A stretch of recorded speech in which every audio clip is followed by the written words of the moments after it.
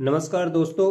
आज दुनिया की जो राजनीति है वो इस समय बहुत ही साइलेंटली, बहुत तेज़ी से उसमें बहुत ज़्यादा व्यापक परिवर्तन आ रहे हैं।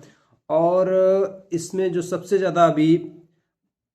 ज़्यादा इसमें चेंजमेंट देखा गया है वो मिडिल ईस्ट को लेकर, क्योंकि इसमें मिडिल ईस्ट में बहुत ज़्यादा राजनीतिक परिवर्तन देखने को मिल रहा है। और ऐसे समय में अभी भारत के जो प्रधानमंत्री नरेंद्र मोदी अचानक इजराइल की यात्रा पर पहुंचते हैं। तो वहां पर इजराइल के जो प्रधानमंत्री हैं बेंजामिन नेतन्याहू, उनका एयरपोर्ट पर बहुत ही भव्य स्वागत करते हैं। उनको इसके बाद गॉर्ड ऑफ ऑनर दिया जाता है। तो जो इस समय प्रधानमंत्री की जो ये यात्रा है ये एक डिप्लोमेटिक प्रोटोकॉल नहीं था, क्योंकि और ये एक बहुत बड़ी एक विजनरी, ये कहूँ कि विजनरी एक यात्रा थी। क्योंकि जब दुनिया में अब इस समय अमेरिका और ईरान और इजराइल के बीच में बहुत ज़्यादा टकराव बढ़ा हुआ है, और ऐसे समय में जो भारत के प्रधानमंत्री जी का ये दौरा बहुत ही बड़ा जियोपॉलिटिकल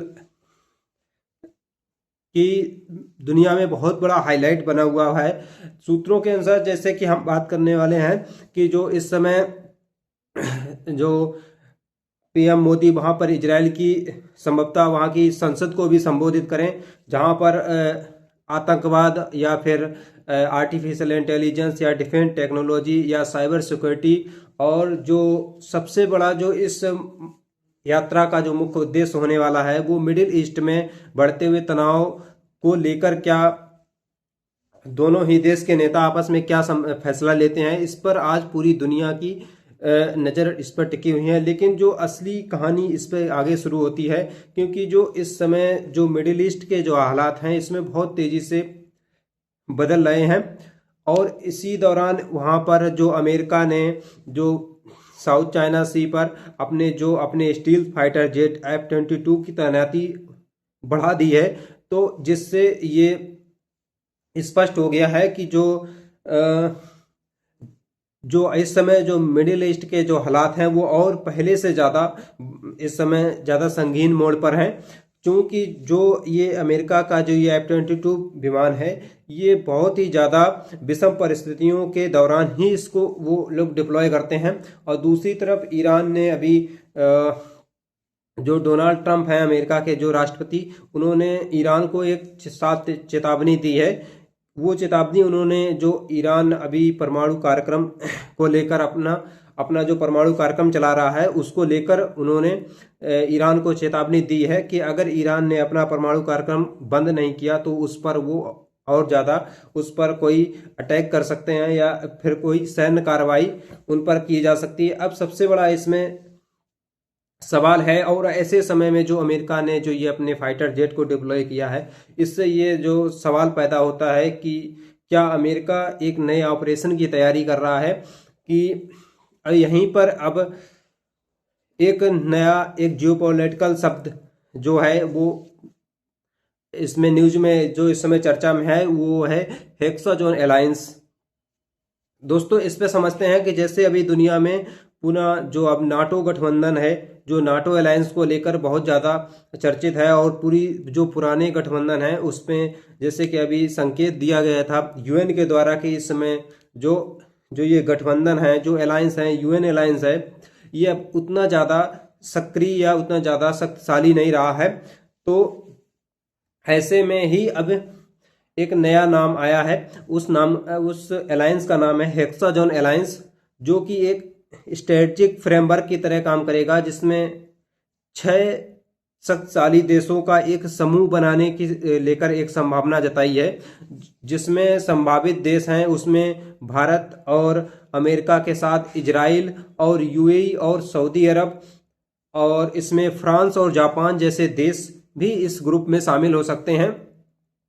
तो इससे एक बात स्पष्ट है, अगर ये ग्रुप और मजबूत हुआ या ये ग्रुप एक्टिव हुआ तो जो इंडो पैसिफिक इलाका है वो मिडिल ईस्ट है, और जो इंडो पैसिफिक और मिडिल ईस्ट दोनों एक दूसरे से डायरेक्टली एक कनेक्टिविटी ज़्यादा बढ़ेगी, जिससे क्या होगा कि दुनिया का जो एनर्जी सेक्टर है वो ज़्यादा सिक्योर रहेगा।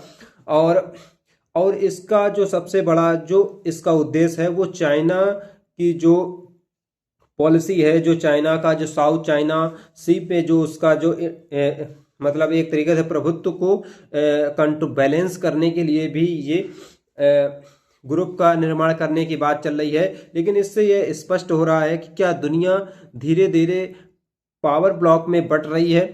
लेकिन भारत की जो स्थिति है वो सबसे ज़्यादा दिलचस्प है, क्योंकि भारत इजराइल का एक डिफेंस पार्टनर है, लेकिन भारत और दूसरी तरफ भारत ईरान के साथ अपना चाबहार जो पोर्ट है उसके लेकर भी उसकी दोनों के बीच में जो ट्रेड पार्टनरशिप है वो महत्वपूर्ण है।